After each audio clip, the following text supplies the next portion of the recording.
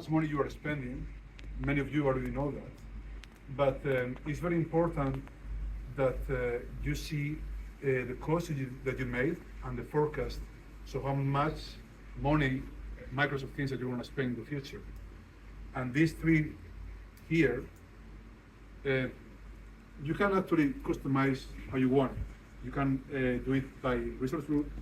You can do it by resource type. You can do it by a specific resource. And I think one important one is doing it by tags, especially when you are selling a subscription in Azure, and there are many projects, many teams inside the same subscription.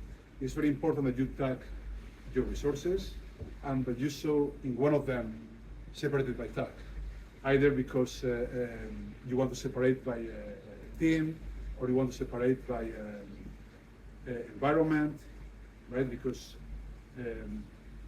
not all the same money is going to be spent in development, in test, in acceptance, or in production, right? Once you have that, it's very important that you are spending that budgets. Budgets are very important, and alerting if you are going to go over the budget.